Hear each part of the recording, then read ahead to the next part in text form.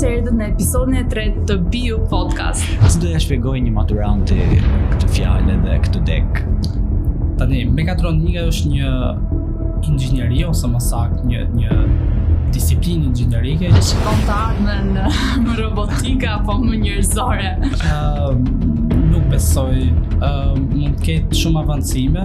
Ti Endrit e ke shumë dëshirë timin se kemi parë. Si ka lindur, si pasion ta quajmë? Patjetër pasion. Ti ke shumë bashkëmoshatar, shumë miq. Si mendon, çfarë të ndryshon apo të dallon ty nga ata? Nuk do e konsideroje ndryshim, po më shumë se sa pasion dhe të themi. Për ty çfarë do të thotë BU? Është që ti jesh origjinal, ti jesh autentik.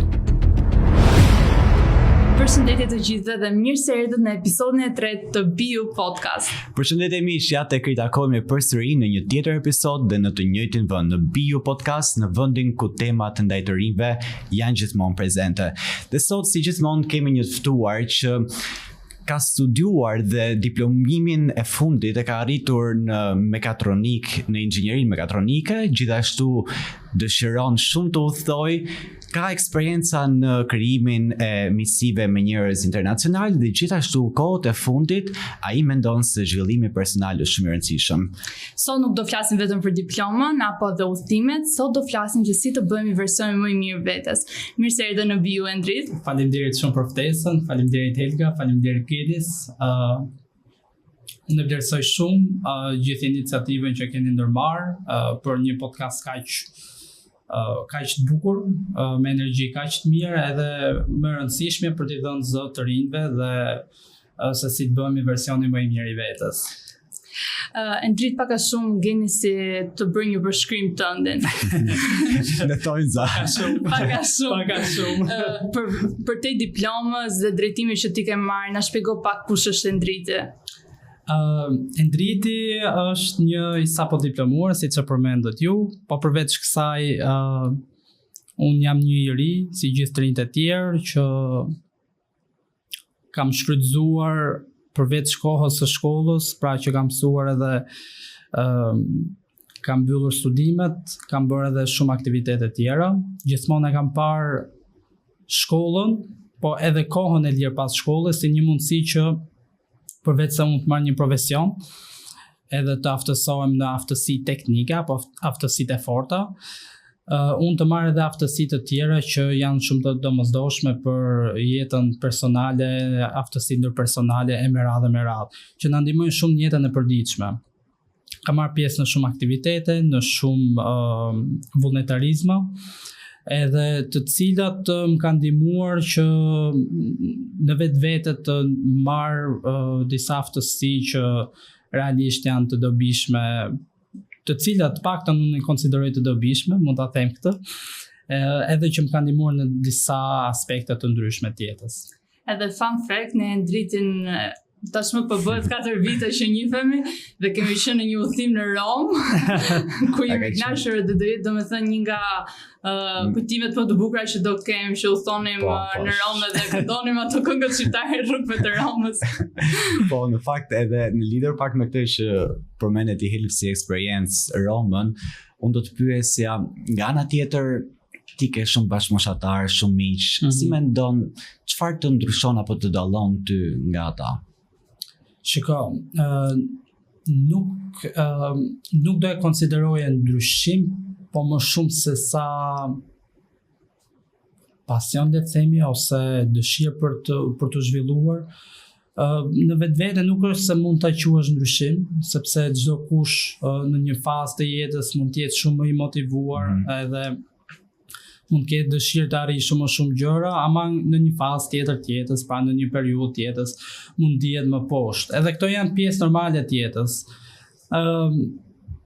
Normalisht për fat keq ka ndikuar edhe rrjetet sociale dhe krahasimi me njëri tjetrin, edhe krahasimi i stileve të jetesës me persona të cilat kanë arritje, që arritjet mund të kenë në mënyra nga më ndryshme, qoftë me djerz dhe qoftë me mënyra tjera.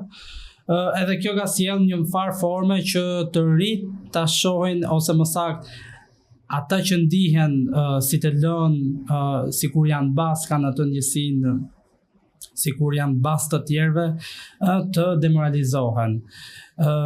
Ku në fakt duhet të ndodhi e kundërta. Dhe për ta lidhur me atë pyetjen që ti bëre është që nuk e shoh veten ndryshe, thjesht në një farë forme, në një farë mënyrë unë kam qenë i motivuar dhe kam ditur të motivoj veten në forma ndryshme. Ama këtë mund të arrijë çdo kush, çdo i ri që i vendos disa synime të qarta vetes për t'i arritur ato. Qoftë edhe të vogla, qoftë edhe nga gjërat më thjeshta, do ngrihem në orën 7 të mëngjesit për të kryer diçka. Apo sot do mësoj do mësoj një instrument muzikor, po ja fus kot, po marr shembull. Ka të bësh një disiplinë. Ka shumë patjetër, absolutisht. Ose shembuj të tjerë që lidhen kryesisht me disiplinën dhe konsistencën në gjërat që do t'i vendosësh veten. Kështu që kjo është ajo që në një farë forme diferencon ata të rinj që janë të avancuar ose më saktë që janë të arrirë në një farë forme, por edhe nga ata të rinj që si që përmenda në një farë feja ata janë të ndihen poshtë moralisht, por që dhe thjesht kanë zgjedhur që thjesht këtë kohë që kanë ta shijojnë edhe thjesht të mos bëjnë gjëra që bëjnë për shembull nesh, siç është puna vullnetare apo angazhimi rinor. Për të kthyer pak e dritë edhe tek diplomimi jot. Kur e kuptove që doje të vazhdoje për inxhinieri, ishte në fakt e ndikuar nga njerëz të jashtëm apo ishte diçka që doje realisht ta bëje vetë? Shiko, unë kam kryer arsim profesional siç po bëni dhe juve, edhe ju përgëzoj për këtë gjë. Arsimi profesional mendoj se është një nga investimet më të mira që mund të bëni përkundrejt vetes. Edhe dëshira ime për inxhinierin ka ardhur që i vogël. Unë kujtoj periudhën kur kam qenë 6 apo 7 vjeç, edhe kishim ato telefonat e vjetër, pra nga ato me butona. Edhe unë priresha që t'i hapja ato dhe t'i shkatroja. T'i shkatroja. T'i shkatroja sepse doja të shikoja se çka kanë ato brenda. Normalisht unë nuk dije t'i rregulloj sepse nuk kisha një orit, patjetër një 6 apo 7 vjeçar ç'a mundi. Edhe duke ardhur, duke u rritur, në fakt ka ndikuar familja ime që gjithmonë kanë shtyrë që të mësoja vazhdimisht.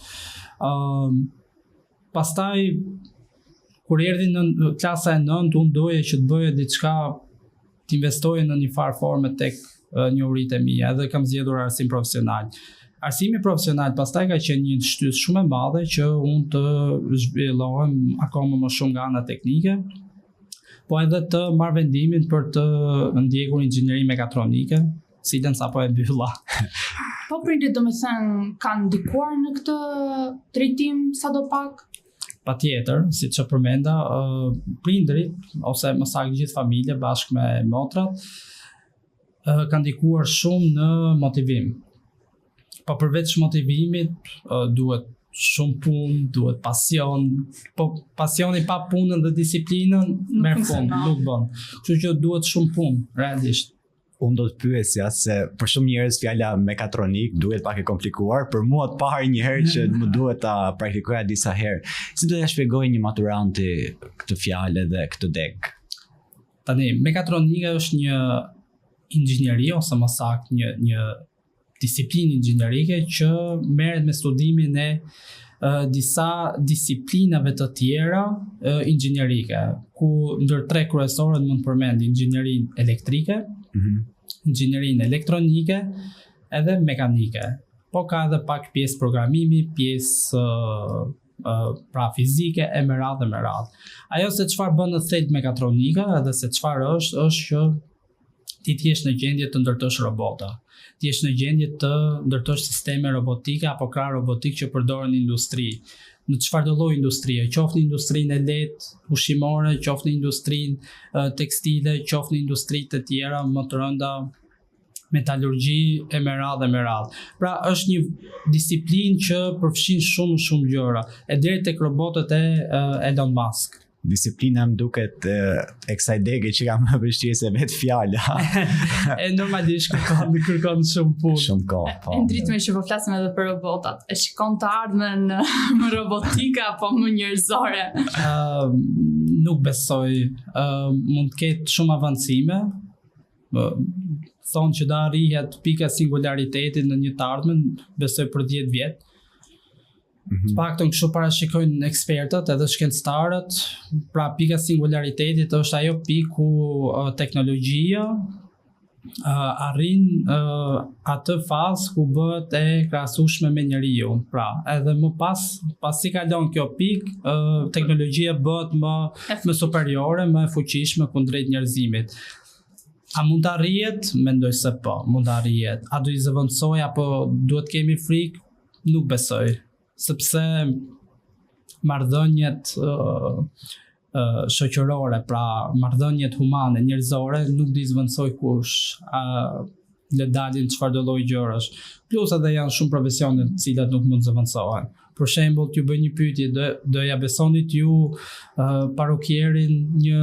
parokierin apo parokierën një roboti? Deri tani jo, po nuk e di. Shumë më i mirë. Pasi të mbyllim gjitha xhirimet e podcastit, patjetër që po. Do krijojmë një robot parokier. Personalizuar. E ndrit, në gjithë rrugtimin tënd, ka pasur ndonjëherë dyshime që shikon ndoshta mund të provoj diçka të re, ndoshta inxhinieria, okay, deri këtu ka qenë pasion, po ndoshta mund të vazhdoj edhe për një gjë tjetër. Unë këto e kam gjatë gjithë kohës mendje, të jemi sinqerë. Sepse, jo, është kjo gjë ndodh. Biles unë para 3-4 ditësh mund të them që po bëj një hulumtim. Edhe vura re diçka që shumica e Gen Z kanë shumë pasione. Të cilat i bëjnë të mundur që të bëjnë gjëra nga më ndryshmet. Ne jemi ajo gjenerata, ai brez që nuk na pëlqen shumë strukturaliteti, në kuptimin që nuk duam gjëra fikse, duam gjithmonë dinamik. Të paktën këtë e them edhe nga përvoja personale. Na pëlqen gjithmonë që të jemi gjithkohon pra të përditësuar me se çfarë ndodh në botë, me teknologjinë me radhë. Kemi qejf të prioritizojmë pra të japim rëndësi pasioneve tona, që mund të jenë nga më ndryshmet. Kemi qejf të udhtojmë, kemi qejf të bëjmë nga gjëra nga më ndryshmet.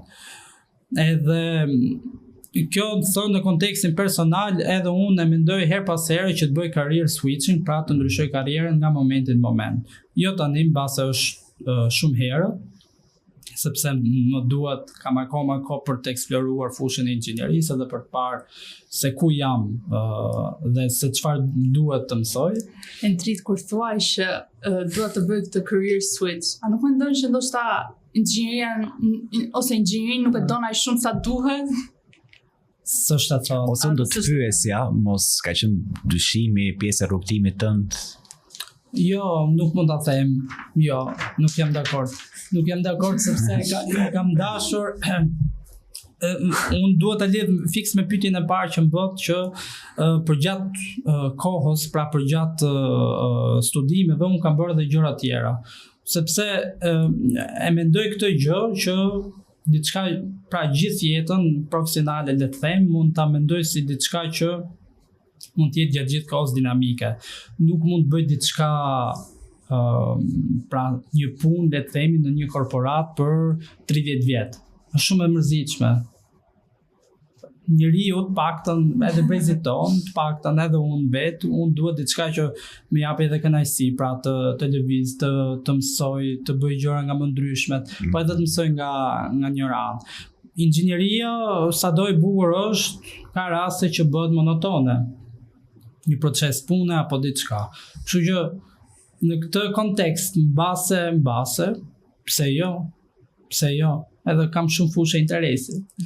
Unë do të pyesja se ti sapo je diplomuar edhe e shikon si fillimi një rrugtimi patjetër, po për të ardhmen si mendon, nëse do vazhdoje pikërisht me këtë karrierë mekatronikën, inxhinierinë, çfarë mund të punosh për shembull në Shqipëri? Unë faleminderit shumë për pyetjen, më pëlqeu. Unë veten e shoh në Shqipëri. e shoh në Shqipëri sepse duke u nisur edhe nga periudha aktuale që jemi, e shoh veten në Shqipëri sepse nëse të gjithë të rinjt emigrojnë, kush do e bëj Shqipërinë ose kush do vi ta bëj Shqipërinë? Sepse po ikën të gjithë, kush do ngeli? Industria apo le të themi ta marrë në një kontekst më të gjerë gjithë fushë inxhinierisë në Shqipëri, për fat keq nuk ka shumë zhvillime aq sa mund të ketë jashtë. Po marr shembullin më të mirë që quhet parajsi i inxhinierëve, që është Gjermania. Në Gjermani ti ke shumë industri dhe ke shumë mundësi të zhvillohesh në këtë domen, pra në inxhinieri. Pra mund të arrish gjëra nga më të ndryshme, sepse ti jep mundësi vetë mjedisi, vetë industria. Ama në Shqipëri kjo gjë mund mos ndodhi dhe mund të përfundosh në një punë që ta bësh për disa vite me radhë dhe ti mund mos kesh qoftë rritje profesionale, po edhe në aspekte tjera. Ti pak më parë, para se të fillon, na thesh praktikën e ke bërë në Gjermani, si ishte ajo eksperiencë për ty? Jo më ka të përmenda, Gjermania është parajsi inxhinierëve, edhe si e tillë kultura e punës dhe çdo gjë tjetër se si punohet atje është shumë ndryshe nga Shqipëria, është shumë ndryshe nga gjithë Ballkani. Sepse ata pikë pari, që është më rëndësishme, ata vlerësojnë njeriu, vlerësojnë marrëdhëniet njerëzore, vlerësojnë çdo gjë që lidhet me njëri tjetrin. E më pas kur kalohen këto baza, normalisht kalohen në kontekstin profesional që lidhet me aftësitë, se çfarë ti je aftë të bësh. Normalisht Gjermania shkëlqen në këtë gjë. Jo vetëm Gjermania, po gjithë Europa perëndimore, mund të them. Edhe patjetër kam përfituar shumë nga aspekti profesional, sepse kam mësuar, jo dhe aq sa do doja unë mësoja, por kënaqshëm. Ama kam shijuar shumë periudhën që kam pasur të bëj me shumë komsi, kam njohur shumë njerëz, kam mësuar shumë prej tyre. Mund të them që gjatë periudhës time atje rreth 3 muaj e gjysmë kam takuar të rinj nga 35 komsi nga gjithë bota. Edhe kjo të jep përveç asaj rritjes profesionale, është një rritje personale e zakonshme, sepse mëson qasje të ndryshme, se si veprojnë, se si sillen. Edhe kur e mendon në fundit, kjo është ajo çfarë i duhet edhe çfarë duhet të vlerësojë njeriu, edhe çfarë duhet të marrë me vete. Nuk e di pse, po dolën fiks tek udhëtimet, që ecin krah mësimeve, edhe ti e ndrit e ke shumë dëshirë udhëtimeve se kemi parë. Si ka lindur, si pasion mund ta quajmë? Patjetër pasion është diçka që është, le të themi, e kultivuar, sepse në momentin kur fillon, paktën unë kam filluar të udhtoj, kam qenë me një organizat që e ka bërë të mundur udhtimin tim të parë jashtë Shqipërie, po me një praktikë profesionale. Kam qenë në Francë, në Lyon, edhe pikërisht nga aty ka nisur kjo dëshira e udhtimit, sepse aty ti sheh që bota nuk është vetëm ajo se çfarë ti bën gjatë gjithë kohës, gjatë rutinës tënde të përditshme, ka shumë më shumë. Bota është një vend shumë i bukur, toka është parajs. Edhe patjetër ti motivohesh nga kjo gjë, sepse ti sheh vende të bukura, kënaqesh, hap një horizont të ri. Edhe këto më kanë bërë që të udhtoj më shumë, edhe të buxhetoj, sepse udhtimet nuk janë të lira. Në një farë mënyrë kam hequr disa gjëra tjera, disa nevoja që mund të ketë qenë ndonjë rrobë më tepër. Duke na marrë profesionin e ekonomist. Po do i marr profesionin. A ka ndonjë mënyrë jetese apo kulturë që do sillen nga jashtë në Shqipëri? Shiko, kjo është pyetje delikate në shumë aspekte.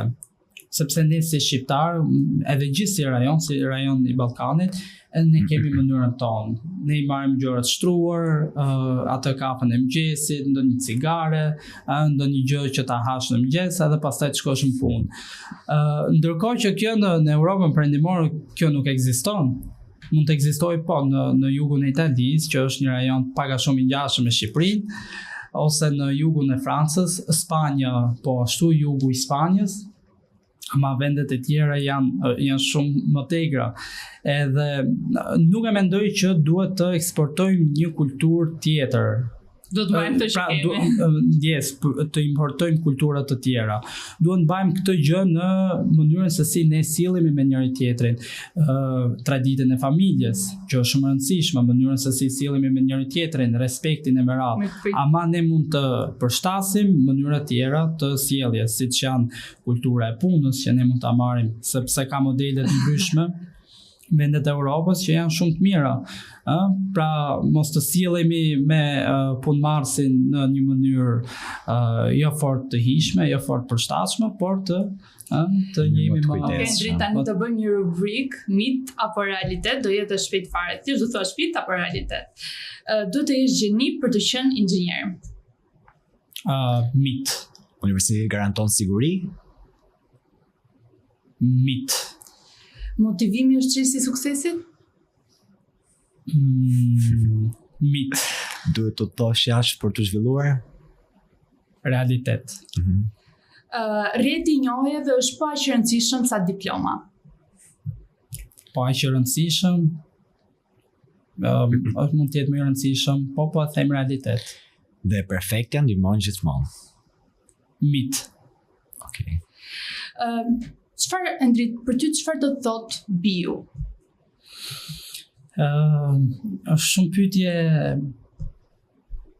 thelbësore mbi mënyrën se si dikush e sheh jetën.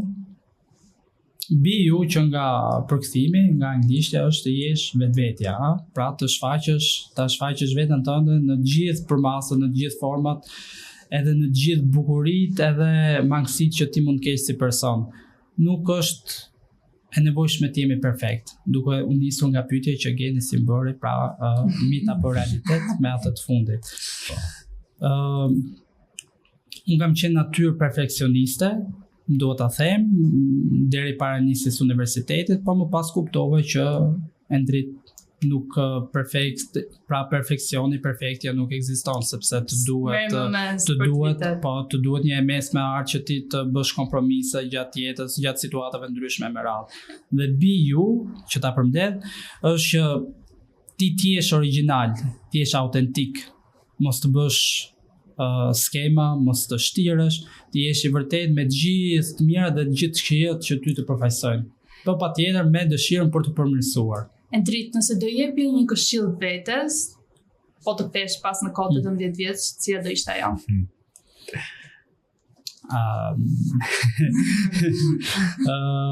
Base do udhtoje më shumë. Pra dohet kisha nisur të udhtoje më herët. Do të bëj edhe një pyetje Endrit, lidhur pak me temën që do doja ta diskutonim shumë pak, po ndihesh që sot që flasim në versionin tënd më të mirë, që është një pyetje që duam apo s'duam një herë në jetë që secili ja bën vetes. Që a jam apo s'jam? Apo në versionin tënd më të mirë, apo pret që të zhvillohesh edhe më shumë dhe të arrish një pjesë kulminante që të thuash po, unë po ja dal. Kjo është hynte perfektja, nuk ekziston kjo gjë, pra mund të jem drejt rrugës për të bërë versioni më i mirë, po nuk je asnjëherë më i mirë, sepse ke gjithmonë rrugë për të përmirësuar. Edhe nga situata ndodhi të ndryshme, mëson shumë gjëra, edhe mëson gjithashtu edhe qasje të reja, mënyra se si të flasësh, e me radhë. Pra gjithmonë je në kërkim, jo në kërkim, por je gjithmonë në rrugën për të bërë versionin më i mirë i vetes, sepse është shumë superiore ajo versioni më i mirë. Nuk ke vetëm persone që janë të mirë, më i miri. Endrit, shumë faleminderit që ishe me ne. Faleminderit shumë kënaqësi. Faleminderit shumë. Dhe shpresojmë që ky episod t'i frymëzoj çdo që don të jetë versioni më i mirë vetes dhe që t'i kujtojmë që versioni më i mirë vetes nuk arrihet brenda një nate, por është një punë me përkushtim, disiplinë dhe ti je një shembull shumë i mirë. Faleminderit shumë. Shumë faleminderit Endrit dhe për ta përmbyllur, njeriu mendoj unë nuk ka nevojë të krahasohet me të tjerë, po vetëm me veten e tij, me atë që ishte dje dhe ky është mendimi më i mirë mendoj unë për ta mbyllur. Mos harroni bëni like, subscribe dhe komentoni. Dhe një mik i mirë duhet ndarë gjithmonë me një episod të mirë. Dhe mos harroni që të jeni autentik. Bio.